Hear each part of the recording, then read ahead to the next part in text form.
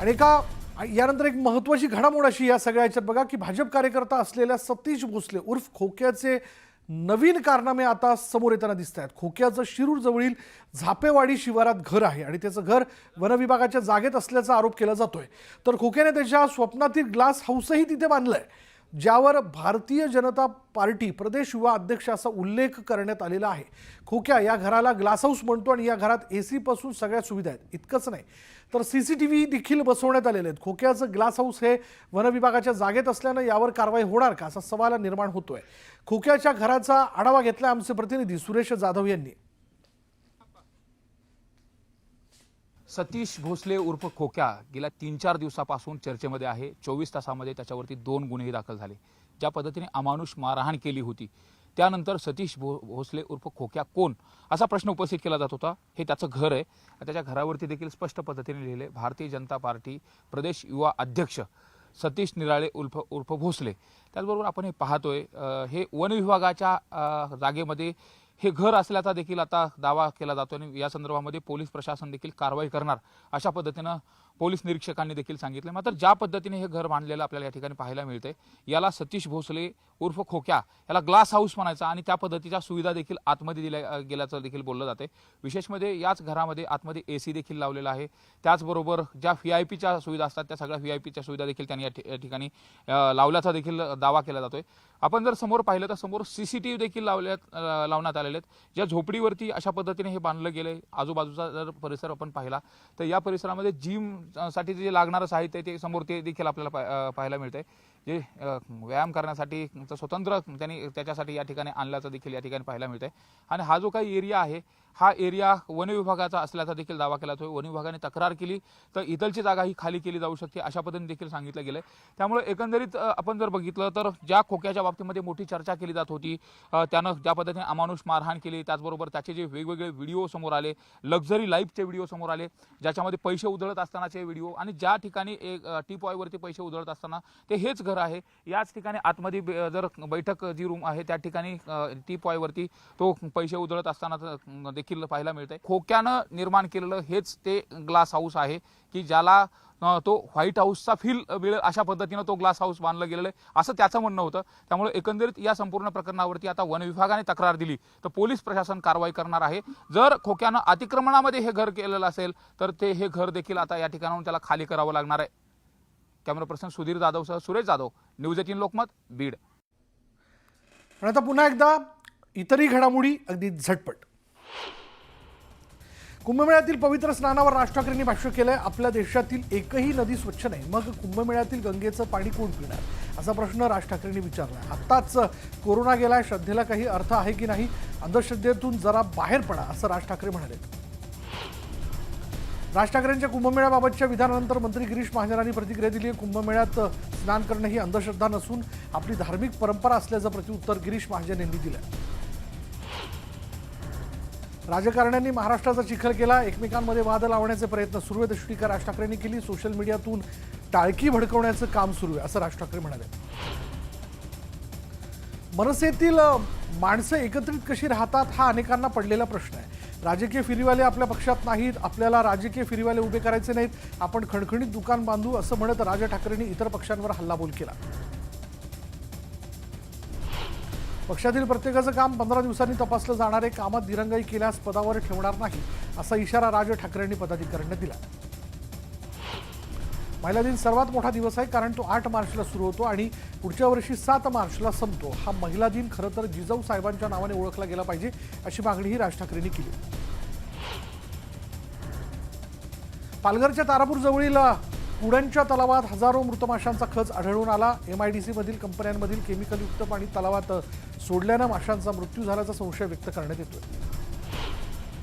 जळगाव शहरातील MIDC परिसरात अजिंठा फार्मसीजवळ एका 4 वर्षीय मुलीचं डोकं मेन गेटच्या ग्रिलमध्ये अडकलं होतं आणि या घटनेची माहिती मिळताच अग्निशमन दलाच्या पथकाने तातडीने घटनास्थळी धाव घेत संबंधित मुलीची सुखरूप सुटका केली।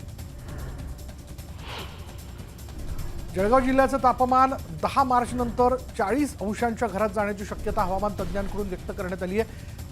जिल्हाधिकाऱ्यांनी नागरिकांना काळजी घेण्याचं आवाहन केलंय। कराडाच्या ऐतिहासिक वसंतगड किल्ल्यावर 8 दिवसात दुसऱ्यांदा वणवा लावण्यात आला आणि या वणव्यात शेकडो झाडं जळून खाक झाली आहेत. वणवा लावण्यानंतर कडक कारवाई करण्याची मागणी करण्यात आली, मात्र याकडे वनविभाग दुर्लक्ष करत असल्याचा आरोप करण्यात आला. अकोल्यात विनापरवाना चिकन मटणची विक्री करणाऱ्या दुकानांवर सलग दुसऱ्या दिवशी कारवाई करण्यात आली. विविध भागात अतिक्रमण करून बांधण्यात आलेल्या दुकानांवर महापालिकेनं हातोडा फिरवला. गुहागरच्या जानवळे गावात कावीळीचा प्रादुर्भाव मोठ्या प्रमाणात वाढलाय. दूषित पाण्यामुळे गावकऱ्यांना कावीळ होत असल्याची माहिती आहे. गावातील शृंगारतळी बाजारपेठेतून येणारं सांडपाणी जलस्रोतांमध्ये मिसळत असल्यानं गावाला दूषित पाण्याचा पाणी पुरवठा होतोय. वाशिम जिल्ह्यातील भूजल पातळी सरासरी 5.66 मीटरने घटली आहे. भूजल सर्वेक्षण आणि विकास यंत्रणेच्या माध्यमातून अहवालातून ही माहिती समोर आली आहे. भूजल पातळी घटल्यानं पाणी टंचाईचा प्रश्न गंभीर होण्याची शक्यता आहे. बुलढाण्याच्या जिल्हाधिकारी कार्यालय परिसरात दारूच्या बाटल्यांचा खच पडला असल्याचं चित्र दिसून आलं आणि याशिवाय प्रतिबंधित गुटख्याच्या पुड्याही परिसरात आढळून आल्या आणि या परिस्थितीकडे प्रशासनाचं दुर्लक्ष होत असल्याचं दिसून येत आहे. जळगावच्या पारोळा तालुक्यातील चोरवड टिटवी महिंदळे भोंडण या गावातील शेतकरी जलसंकटात सापडले. त्यामुळे मका, गहू, ज्वारी, बाजरी, हरभरा यासारखी रब्बी पिकं पाण्याअभावी करपली. त्यामुळे गिरणा कॅनलद्वारे पाणी पुरवठा करण्याची मागणी शेतकऱ्यांनी केली. अमरावती कृषी उत्पन्न बाजार समितीमध्ये 60 ते 70 टन कलिंगडाची आवक झाली, मात्र शेतकऱ्यांना कलिंगड केवळ 6 ते 12 रुपये दराने विकावे लागत असल्यानं शेतकरी अडचणीत सापडला. अंबरनाथमध्ये भाजपचे प्रदेश सरचिटणीस गुलाबराव करंजुले यांनी आपल्या मालकीच्या जागेतून 40 फूट रुंदीचा कॉन्क्रीट रस्ता स्वखर्चाने बांधून दिला आणि या रस्त्याचं भाजपचे कार्यकारी अध्यक्ष रवींद्र चव्हाण यांच्या हस्ते लोकार्पण करण्यात आलं. जलजीवन मिशन अंतर्गत महाराष्ट्र जीवन प्राधिकरणातर्फे लासलगाव, विंचूरसह 16 गावांसाठी सौर ऊर्जा पाणी पुरवठा योजना मंजूर करण्यात आली. या योजनेमुळे 16 गावांना शाश्वत जलपुरवठा होणार आहे. सोलापूर शहरातील धर्मवीर संभाजी तलाव परिसरामध्ये गेल्या 2 दिवसात 24 पक्ष्यांचा मृत्यू झाला आणि यामध्ये 22 कावळे, 1 घार, 1 भारद्वाज पक्षी यांचा समावेश आहे. मात्र अद्याप महापालिका प्रशासन याबद्दल दखल घेत नसल्यानं प्राणीमित्रांकडून तीव्र नाराजी व्यक्त करण्यात आली. कर्जत तालुक्यामध्ये ऐतिहासिक पाऊलखुणा समोर आलेल्या आहेत. दहिवली गावच्या दक्षिणेला काही टेकड्यांवर शिवमल्हार गटाकडून 3,500 वर्षांपूर्वीचा प्रसिद्ध खेळ असणाऱ्या मंकलाचे 32 पट सृजनशीलतेचे प्रतीक असलेले 4 शिल्प आणि 16 चिझल पार्क असलेला एक भला मोठा दगड सापडला. यवतमाळमध्ये कृषी विभागाकडून कृषी महोत्सव आयोजन करण्यात आलं, मात्र महोत्सवात शेतकऱ्यांनी उत्पादित केलेल्या वस्तू अत्यल्प असून लिपस्टिक, चपलांची दुकानं, ज्वेलरी यासह अन्य चायनामेड विदेशी वस्तूंच्या दुकानांची जत्रा भरली आणि यामुळे कृषी विभागाचा लाखो रुपयांचा निधी पाण्यात गेला. मावळ तालुक्यातील डोणे गावात रेशनिंग धारकांना कीड लागलेलं धान्य वितरित केलं जात असल्याचा आरोप ग्रामस्थांनी केला. यानंतर पुरवठा अधिकाऱ्यांनी पाहणी करत कीड लागलेला गव्हाचा कट्टा बदलला आणि यापुढे असं होणार नाही अशी हमी दिली.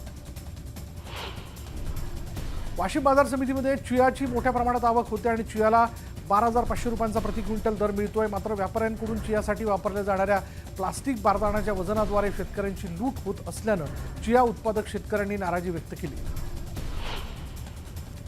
मालेगावात बचत गटाकडून घेतलेले कर्जाचे पैसे बुडवण्यासाठी तरुणाने शक्कल लढून जिवंतपणी स्वतःच्या मृत्यूचा दाखला बनवला. मात्र पोलिसांना आलेल्या निनावी पत्रामुळे या तरुणाचं बिंग फुटलं आणि पोलिसांनी 2 तरुणांना अटक केली आहे. 11 मार्चपर्यंत त्यांना पोलीस कोठडी सुनावण्यात आली. नाशिक जिल्ह्यातील दारणा पट्ट्यातील नाणेगाव इथे 2 बिबट्यांचा मुक्त संचार असल्यानं नागरिकांमध्ये भीतीचं वातावरण तयार झालं आणि त्यामुळे वनविभागानं सापळा रचून 3 वर्षाच्या बिबट्या मादीला जेरबंद केलंय, तर अद्यापही 1 बिबट्या फरार आहे. शहापुरातील सारमाळा नदीमध्ये अवैध बांधकाम करण्यात आले आणि याबाबत नागरिकांनी तहसीलदारांना माहिती दिल्यानंतर त्यांनी स्वतः येत बांधकाम बंद पाडलं. मात्र रात्रीच्या वेळेस नदीपात्रात काम सुरूच असल्यानं नागरिकांनी संताप व्यक्त केला. अमरावती कृषी उत्पन्न बाजार समितीमध्ये 17,000 पोत्यांची विक्रमी आवक झाली आणि यात सर्वाधिक 7,000 पोती हरभऱ्याची आहेत. 5,000 पोती तूर, 3,000 पोती सोयाबीनची आवक झाली. कार्बनच्या वाढत्या प्रमाणामुळे ग्लोबल वॉर्मिंगचा धोका वाढला आणि त्यामुळे जास्तीत जास्त प्रमाणात बांबूची लागवड करा असं आवाहन पाशा पटेल यांनी केलं. नागपूरच्या मेयो रुग्णालयात भीषण आग लागली होती आणि मेयो रुग्णालयातील डीन ऑफिस आणि ब्लड बँकच्या इमारतींमध्ये आग लागल्यानं काही महत्त्वाची कागदपत्र जळून खाक झाली. वेळीच आगीवर नियंत्रण मिळवल्यानं मोठी दुर्घटना टळली. जळगावच्या शेंदुर्णीमध्ये दफनभूमीच्या कंपाऊंडसाठी जेसीबीच्या साह्यानं खोदकाम केलं जाते, मात्र खोदकाम करताना दफन केलेल्या मृतदेहांची विटंबना होत असल्याचा आरोप करण्यात आला. संबंधित ठेकेदारावर कारवाई करण्याची मागणी करण्यात आली आहे. वाशीमध्ये आरटी अंतर्गत 978 विद्यार्थ्यांची निवड झाली, मात्र आता प्रवेश प्रक्रियेला 10 मार्चपर्यंत मुदतवाढ मिळाल्यानं 2 दिवसात आणखी किती विद्यार्थी प्रवेश घेतात हे पाहणं महत्त्वाचं आहे. भिवंडीत भाजप नेते कपिल पाटील फाउंडेशनच्या कार्यक्रमाला हजारो महिलांनी प्रतिसाद दिला. माजी केंद्रीय राज्यमंत्री कपिल पाटील यांच्या वाढदिवसाच्या निमित्तानं त्यांना महिलांनी शुभेच्छा दिल्यात. यावेळी लकी ड्रॉमध्ये महिलांना बक्षिसं देण्यात आली आहेत. जेजुरीच्या खंडोबाला द्राक्षांची सजावट करण्यात आली. रविवारच्या सुट्टीनिमित्तानं भाविकांनी जेजुरी गडावर दर्शनासाठी मोठी गर्दी केल्याचं पाहायला मिळालं. कोकणा शिमगोत्सव मोठ्या उत्साहात साजरा केला जातोय. दरम्यान मंडणगड इथल्या झाकमाथा देवीची पालखी रायगडमधील हरिहरेश्वर इथल्या शंकर मंदिरात भेटीसाठी आली. यावेळी खांद्यावर पालखी घेऊन भाविकांनी ठेका धरला. दर्शनासाठी भाविकांनी मोठी गर्दी केली. दुचाकी चोरून त्यांची विक्री करणाऱ्या दोघांना नागपुरातील कळमना पोलिसांनी अटक केली. चौकशी दरम्यान 8 दुचाकी चोरीच्या घटना उघडकीस आलेल्या असून पोलिसांनी सर्व दुचाकी ताब्यात घेतल्या. जालन्यात विक्रीसाठी आणलेलं खवले मांजर आणि 3 महागडी वाहनं